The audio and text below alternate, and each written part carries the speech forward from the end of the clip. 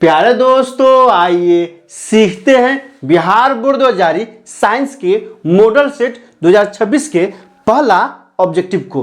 दोस्तों, आप यहां देख रहे हैं साइंस मॉडल सेट 2026 के पहला सवाल है, समतल दर्पण की फोकस दूरी होती है। ए में क्या दिया है? 0। बी में क्या दिया है? ऋणात्मक। सी में क्या दिया है? अनंत। डी में क्या दिया है? धनात्मक। दोस्तों, इसमें ऐसा सा सवाल है ना जो 2026 के बिहार बोर्ड में निश्चित रूप से पूछेगा। इसमें 1 से लेकर और 40 तक सवाल है। पूरे वीडियो को अंत तक इत्मीनान से देखिए और दोस्तों को भी शेयर कीजिए। और डिस्क्रिप्शन में क्या किया है, पहला प्लेलिस्ट बिहार बोर्ड 2020 साइंस के मॉडल सेट का लगा दिए हैं। दूसरा प्लेलिस्ट है मैथ के मॉडल सेट 2026-2025 के सवालों का। चौथा प्लेलिस्ट है 2025 के प्रथम पाली में और दूसरी पाली में पूछे गए साइंस के सवालों के ऑब्जेक्टिव का। तो आप वहां जाइए, उन वीडियो को इत्मीनान से देखिए ताकि समझ बनेगा कि एग्जाम में किस सवाल पूछा जाता है और आपको कैसे बनाना है। तो आइए इस सवाल को हल करते हैं। समतल दर्पण की फोकस दूरी होती है, कहां होता है? तो अनंत पर होता है, अनंत होता है। तो क्या हो जाएगा? एक का ऑप्शन नंबर सी हो जाएगा। आइए दूसरा सवाल देखते हैं। वास्तविक प्रतिबिंब दर्पण के किस ओर बनते हैं? ए में दिया है दर्पण के पीछे, बी में दिया है दर्पण के आगे, सी में दिया है ए एवं बी दोनों, डी में दिया है इनमें से कोई नहीं। तो ध्यान दीजिए, कैसा प्रतिबिंब है? वास्तविक प्रतिबिंब। आपको कमेंट करके बताना है कि प्रतिबिंब कितने प्रकार के होते हैं और आप कमेंट कर चुके होंगे। तो वास्तविक प्रतिबिंब होगा ना दोस्तों, तो कहां बनेगा? दर्पण के आगे बनेगा। ऑप्शन नंबर बी हो जाएगा। 2 का ऑप्शन नंबर बी। आइए तीसरा सवाल देखते हैं। यदि आपतन कोण 30 डिग्री हो तो परावर्तित किरण एवं आपतित किरण के बीच का कोण होगा। ए में क्या दिया है? 30 डिग्री। बी में क्या दिया है? 15 डिग्री। सी में क्या दिया है? 120 डिग्री। डी में क्या दिया है? 60 डिग्री। तो दोस्तों, सबसे पहले आपको कमेंट करके बताना है कि परावर्तन के कितने नियम होते हैं। आप यहां ध्यान से देखिए। अगर मान लीजिए ये क्या है? परावर्तक सतह है। क्या है दोस्तों? Em dash. तो यहां से क्या है? कोई किरण है जो जा रहा है, इस पे ओ पे टकराता है। कौन सा किरण है? एओ। और क्या है? वापस आता है। कौन सा? बी पे आता है वापस। अब यहां से ध्यान दीजिए, एओ कौन हो जाएगा? आपतित किरण। ओ बी क्या हो जाएगा? परावर्तित किरण। और ये क्या हो जाएगा? एन हो जाएगा लंब। अब यहां से ध्यान दीजिए, परावर्तन के कितने नियम होते हैं? तो 2 नियम होते हैं। पहला नियम क्या कहता है? पहला नियम कहता है, आप चाहे तो कॉपी पे नोट भी कर सकते हैं, आपतित किरण, परावर्तित किरण और आपतन बिंदु पे डाला गया लंब तीनों एक ही तल में होते हैं। आप यहां देख भी सकते हैं, ये जो अपारदर्शी सतह है ना, ये क्या है? आपतित किरण है, ये परावर्तित किरण है और ये लंब है। तीनों एक ही तरफ है कि नहीं है? उधर है कोई नहीं है उधर। इसलिए कहता है पहला नियम कि आपतित किरण, परावर्तित किरण और आपतन बिंदु पे डाला गया लंब तीनों क्या है? एक ही तल में होते हैं। दूसरा क्या कहता है? दूसरा कहता है आपतन कोण। आपतन कोण कौन सा होगा? तो ध्यान रखिए, आपतित किरण और लंब के बीच में कोण क्या होगा? आपतन कोण। परावर्तित किरण और लंब के बीच में कोण क्या होगा? परावर्तन कोण। तो क्या कह रहा है? आपतन कोण हमेशा परावर्तन कोण के बराबर होता है। आपको याद रखना है, क्या याद रखना है? कि आपतन कोण हमेशा परावर्तन कोण के बराबर होता है। तो यहां क्या दिया है? देखिए, यहां देवे किया है कि आपतन कोण कितना है? 30 डिग्री है। मतलब ये क्या है? 30 है। तो जब ये 30 है तो परावर्तन के नियम से क्या हो जाएगा? ये भी हो जाएगा 30। क्यों? क्योंकि आपतन कोण और परावर्तन कोण दोनों बराबर होता है। तो ये 30 है तो ये भी 30 हो गया। तो जब ये दोनों 30 हो गया तो ये क्या है? आपतित किरण है, यह परावर्तित किरण है। तो पूरा कोण कितना हो जाएगा? 60 डिग्री हो जाएगा। 30-30 60 डिग्री। तो 60 किसमें दिया है? ऑप्शन नंबर डी में दिया है। आप चाहे तो फिर से इसे लिख सकते हैं। क्या लिखिए, क्या लिखना है? परावर्तन के नियम क्या होता है? आप लिख सकते हैं, परावर्तन के 2 नियम होते हैं। पहला नियम क्या होता है? आपतित किरण, परावर्तित किरण और आपतन बिंदु पे डाला गया लंब तीनों एक ही तल में होता है। दूसरा, आपतन कोण हमेशा परावर्तन कोण के बराबर होता है। तो आइए क्या हो जाएगा? 3 का ऑप्शन नंबर डी हो जाएगा। चौथा देखते हैं। एक दर्पण पर आपतित प्रकाश की चाल सी है तो परावर्तित प्रकाश की चाल होगी। ए में क्या दिया है? c/2। बी में क्या दिया है? c/3। सी में क्या दिया है? c/4 और डी में क्या दिया है? c। तो क्या हो जाएगा दोस्तों? ध्यान दीजिए, जिस गति से टकराएगा ना उसी गति से वापस हो जाएगा। मान लीजिए परावर्तक सतह है तो जितना तेजी से टकराएगा उतना ही तेजी से वापस होगा। चाल में टकराने से कोई फर्क नहीं पड़ता है। तो अगर आपतित प्रकाश की चाल c है तो परावर्तित प्रकाश की चाल क्या हो जाएगा, उतना ही रहेगा, न घटेगा न बढ़ेगा, c रहेगा। तो ऑप्शन नंबर क्या हो जाएगा, डी हो जाएगा। तो 4 का ऑप्शन नंबर डी हो गया। आइए 5वां सवाल देखते हैं। गोलीय दर्पण में कार्तिकीय चिन्ह परिपाटी के अनुसार मूल बिंदु लिया जाता है। ए में क्या है, फोकस पर, बी में क्या है, वक्रता केंद्र पर, सी में क्या है, ध्रुव पर, और डी में इनमें से कोई नहीं। तो ध्यान दीजिए क्या कह रहा है, मूल बिंदु किसको, मूल बिंदु किसे लेते हैं, फोकस को नहीं लेते हैं, वक्रता केंद्र को नहीं लेते, किसको लेते हैं, ध्रुव को लेते हैं। तो ऑप्शन में क्या हो जाएगा, सी हो जाएगा। 5 का ऑप्शन नंबर सी। मतलब प्रत्येक दूरी, गोलीय दर्पण का प्रत्येक दूरी कहां से नापते हैं, ध्रुव से नापते हैं, इसलिए यह मूल बिंदु होता है। तो दोस्तों यहां तक रुकना नहीं है, स्किप नहीं करना है, बल्कि इस वीडियो को कम से कम 15 से 20 दोस्तों में शेयर करना है और अंत तक देखना है ताकि एग्जाम में बेहतर से बेहतर सवाल आप बना सके। तो 6ठा सवाल है, जब प्रकाश सघन से विरल माध्यम में जाता है तो उसकी गति ए में क्या है, बढ़ती है, बी में क्या है, घटती है, सी में क्या है, समान रहती है, डी में क्या है, इनमें से कोई नहीं। तो दोस्तों ध्यान दीजिए क्या है, सघन से विरल माध्यम में जा रहा है। किस माध्यम से,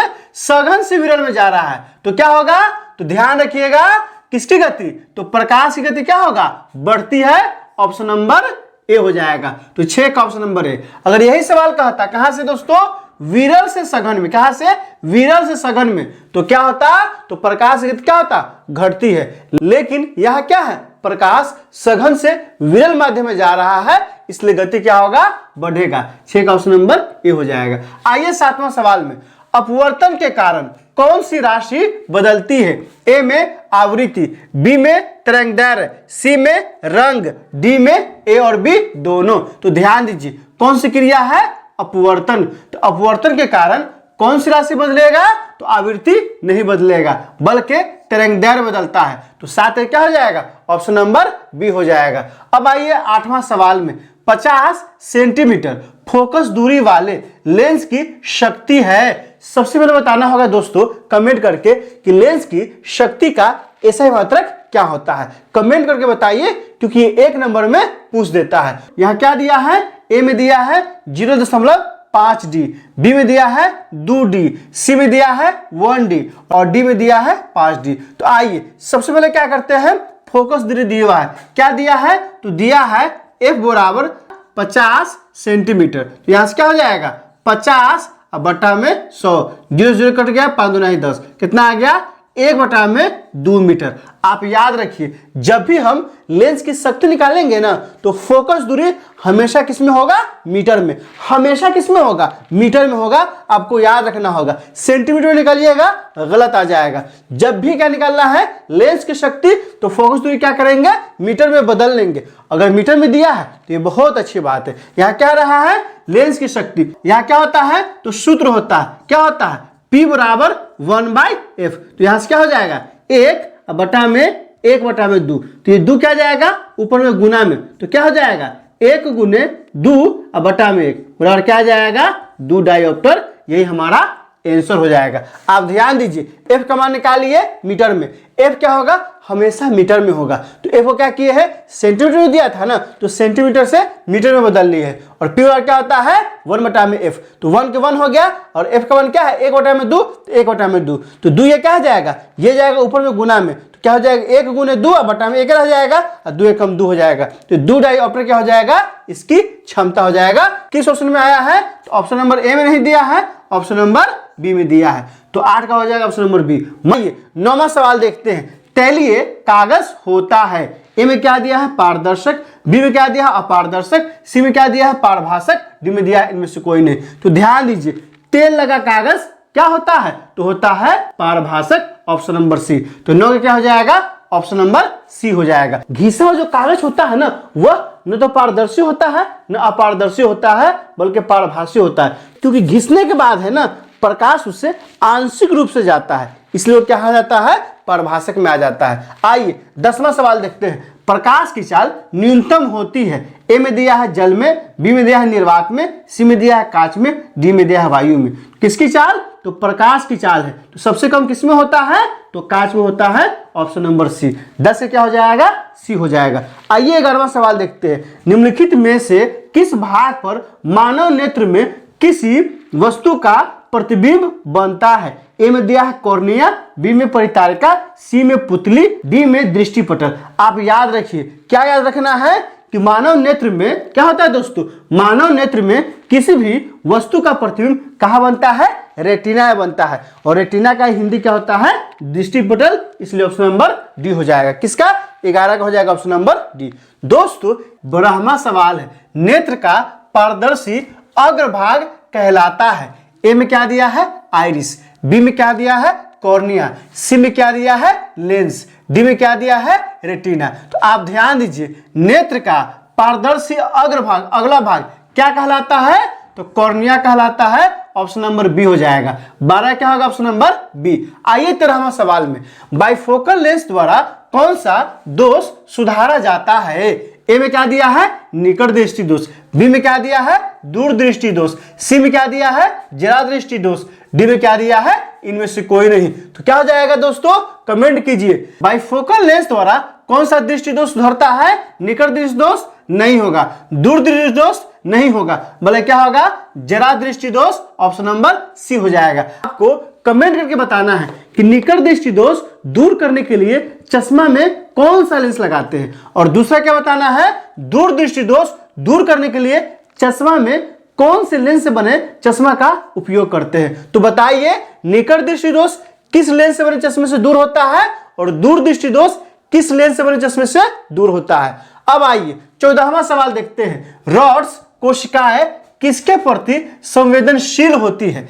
ए में दिया है रंग, बी में दिया है तेज रोशनी, सी में दिया है धुंधली रोशनी, डी में दिया है इनमें से कोई नहीं। तो ध्यान दीजिए, रॉड्स कोशिकाएं किसके प्रति संवेदनशील होता है, तो धुंधली रोशनी के प्रति संवेदनशील होता है। तो 14 क्या हो जाएगा, ऑप्शन नंबर सी हो जाएगा। आइए 15वां सवाल में, ब्लाइंड स्पॉट में नहीं होता है। ए में क्या दिया है, कॉर्निया, बी में क्या दिया है, रॉड्स और कोन्स, सी में क्या दिया है, पुतली, डी में क्या दिया है, लेंस। ब्लाइंड स्पॉट में क्या नहीं होता है, तो ध्यान दीजिए, कॉर्निया नहीं बल्कि रॉड्स और कोन्स नहीं होता है। तो 15 क्या हो जाएगा, ऑप्शन नंबर बी हो जाएगा। आइए 16वां सवाल में, विद्युत फ्यूज विद्युत धारा के किस प्रभाव पर कार्य करता है। ए में क्या दिया है, चुंबकीय प्रभाव, बी में क्या दिया है, उष्मीय प्रभाव, सी में क्या दिया है, रासायनिक प्रभाव, और डी में क्या होगा, इनमें से कोई नहीं। तो आप ध्यान दीजिए, विद्युत फ्यूज है ना, तो फ्यूज क्या होता है, हम लोग घरों में लगाते हैं। क्यों लगाते हैं, ताकि अति भारण हो या लघु पतन हो, तो हमारा घर के क्या हो, जितना उपकरण लगा है ना, सब के सब महफूज रहे, सेफ रहे। तो क्या होता है दोस्तों, विद्युत फ्यूज विद्युत धारा के किस प्रभाव में कार्य करता है, तो उष्मीय प्रभाव कार्य करता है। 16 का ऑप्शन नंबर बी हो जाएगा। आइए 17वां सवाल में, किस उपकरण में धन प्लस और ऋण माइनस का चिन्ह नहीं होता है। ए में क्या दिया है, एमीटर, बी में क्या दिया है, वोल्ट मीटर, सी में क्या दिया है, कुंडली में, डी में क्या दिया है, विद्युत सेल में। तो क्या कह रहा है, धन आवेश और ऋण आवेश क्या है, नहीं रहना चाहिए। देखिए ध्यान से, यहाँ क्या है, नहीं होता है। तो किसमें नहीं होता है, एमीटर में होगा, वोल्ट मीटर में होगा, और सेल में होगा। किसमें नहीं होगा, कुंडली में। ऑप्शन नंबर सी हो जाएगा। तो 17 क्या होगा दोस्तों, ऑप्शन नंबर सी। आइए 18वां ऑब्जेक्टिव में क्या कहता है, निम्नलिखित में कौन सा मात्रक वाट के बराबर होता है। तो ए में क्या दिया है, जूल पर सेकेंड, बी में क्या दिया है, जूल पर सेकेंड स्क्वायर, सी में क्या दिया है, प्रति जूल प्रति सेकेंड, और डी में क्या दिया है, जूल की पावर -2 और सेकेंड के पावर -2। आप ध्यान दीजिए, वाट है ना, शक्ति, तो फॉर्मूला होता है, क्या फॉर्मूला होता है, शक्ति बराबर होता है विद्युत ऊर्जा बटा में समय। विद्युत ऊर्जा, ऊर्जा का मतलब क्या होता है, जूल, और समय का मतलब क्या होता है, सेकेंड। तो क्या होगा, जूल पर सेकेंड। किस ऑप्शन में दिया है, तो ऑप्शन नंबर ए में दिया है। 18 क्या हो जाएगा, ऑप्शन नंबर ए हो जाएगा।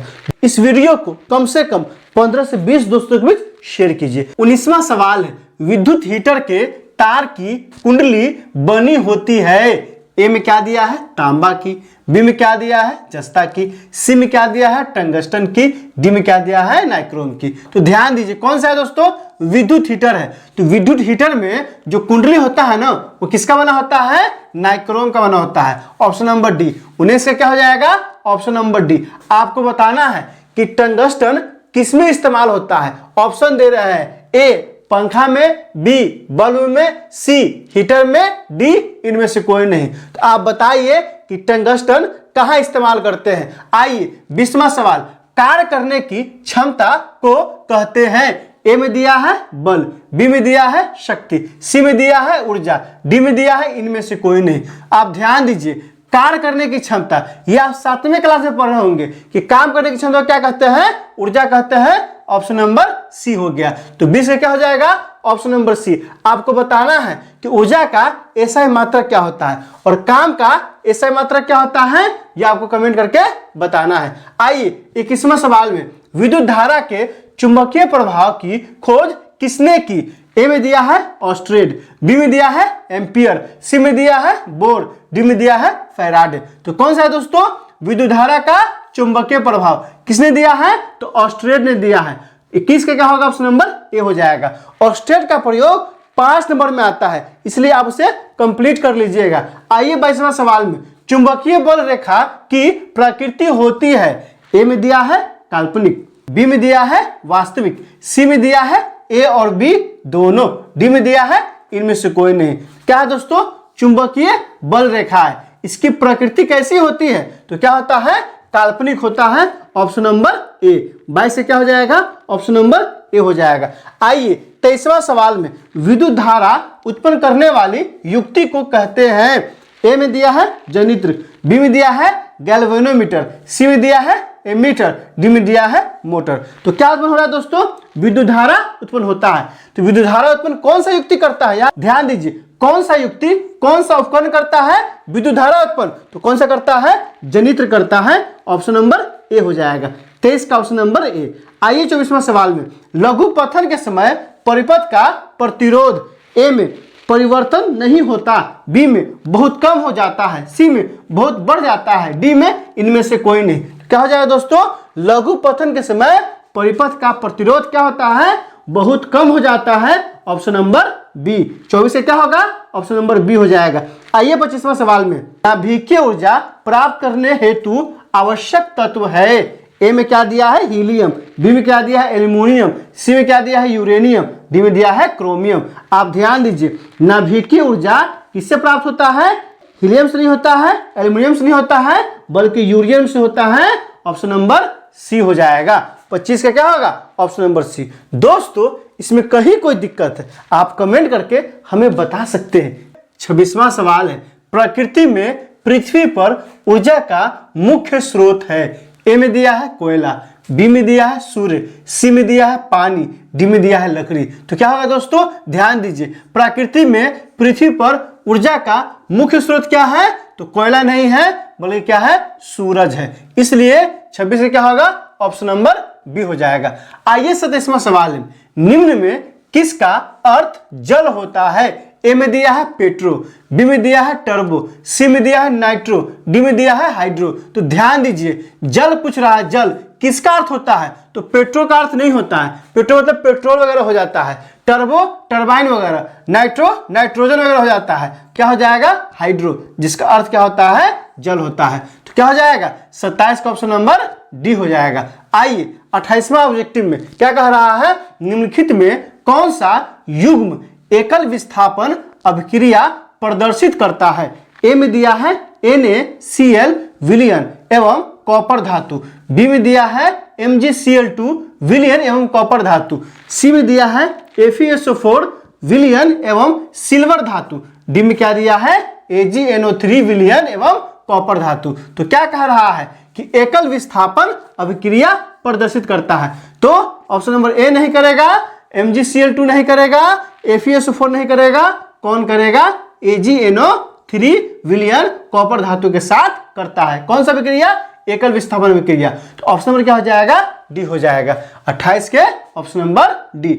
आइए 29वां सवाल में, शाक सब्जियों का विघटित होकर कंपोस्ट बनना किस अभिक्रिया का उदाहरण है? ए में उष्माशोषी, बी में उष्माक्षेपी, सी में प्रतिस्थापन, डी में इनमें से कोई नहीं। तो ध्यान दीजिए कौन सा है? उष्माशोषी में उष्मा ग्रहण करता है और उष्माक्षेपी में उष्मा छोड़ता है। तो क्या हो जाएगा? साग सब्जी विघटित होता है तो क्या होता है? उष्मा निकलता है, इसलिए उष्माक्षेपी हो जाएगा। 29 का ऑप्शन नंबर बी। आइए तीसरा सवाल में, निम्न में से कौन ऑक्सीकरण की क्रिया नहीं है? आपको किस पे ध्यान देना है?